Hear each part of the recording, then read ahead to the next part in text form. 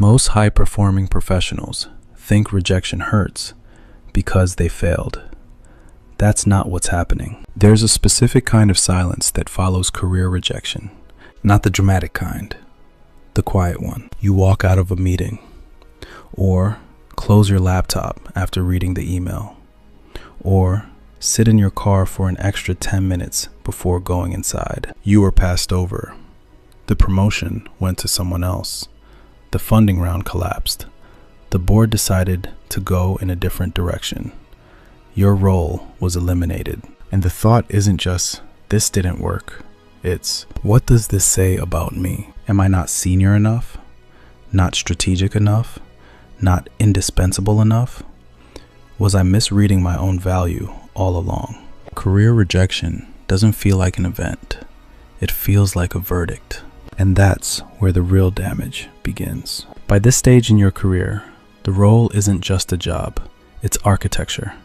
It structures your time, your credibility, your sense of progress. It's structure, it's identity, it's social proof.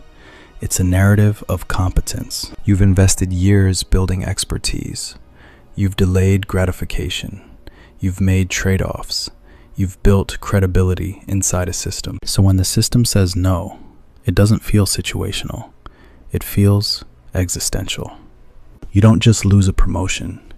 You lose the imagined future attached to it. You don't just lose a job. You lose the version of yourself that job represented. And that's why it hurts more than it logically should. Because the pain isn't about the role. It's about identity fusion. In performance psychology, there's a concept called identity fusion. It happens when you collapse who you are into what you do. Title becomes self-worth. Compensation becomes competence. Visibility becomes value. When identity is fused with role, any threat to the role feels like a threat to existence. This is why career setbacks feel disproportionately destabilizing compared to other life events, because they attack the structure we built to define ourselves. High achievers are especially vulnerable to this. You didn't drift into your career, you architected it, which means when it stalls, your mind doesn't say, this is a data point. It says, I miscalculated myself. And that cognitive distortion is powerful, but it's still a distortion. In 1985, Jobs was removed from Apple, the company he co-founded. Public humiliation, loss of control, loss of platform. If identity were fully fused with position, that event should have been psychologically terminal. But what happened? He started next. He invested in Pixar. He continued building. Years later, he returned to Apple and led its transformation. The key is not, he came back. The key is this. He did not interpret removal as invalidation of capability. He did not allow outcome to define identity. He treated it as a structural shift, not an existential judgment. When career doors close, most professionals commit a subtle but destructive error. They personalize structural outcomes. A promotion decision is influenced by politics, timing, cost constraints, succession planning, board pressure, market conditions. A layoff may be a macroeconomic recalibration.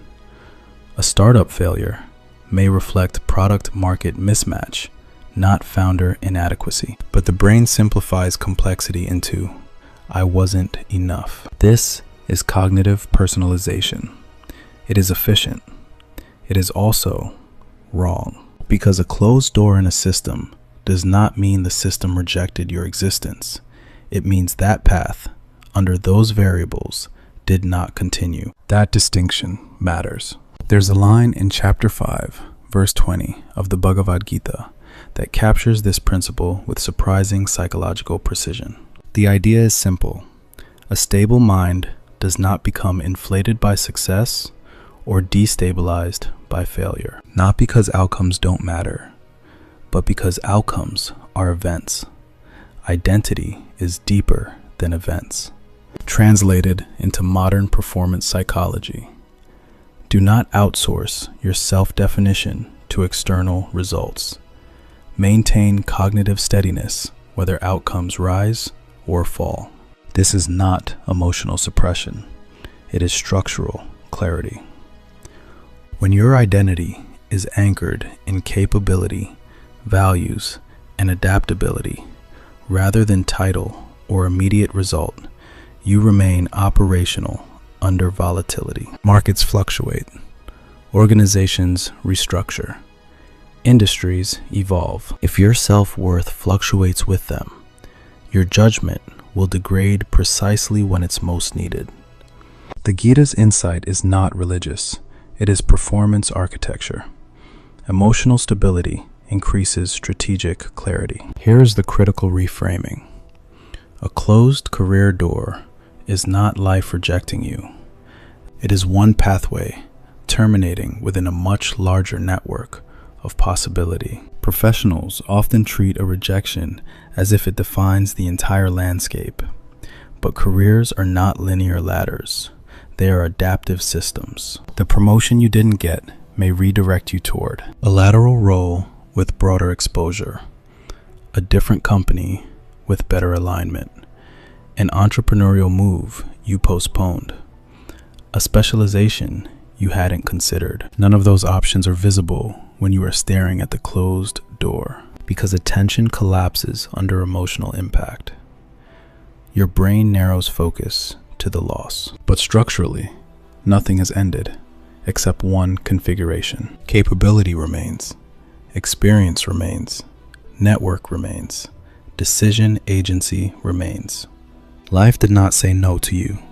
It said no to one configuration, and configurations change. Career rejection feels like a judgment because we confuse trajectory with identity. We assume the current path is the only legitimate one. It isn't. A promotion declined is not a verdict on your competence. A layoff is not a referendum on your worth. A failed venture is not evidence of personal deficiency. They are structural feedback within a dynamic system. When life says no, it is not closing your future. It is closing one design of it. The professionals who endure and eventually outperform are not the ones who never face rejection. They are the ones who refuse to let an event redefine who they are. Stability in identity, flexibility in direction. That combination turns rejection into recalibration. And recalibration, over time, compounds. Not emotionally, strategically. When the next door opens, you won't walk through it as someone who was rejected. You'll walk through it as someone who adapted. And that difference is everything.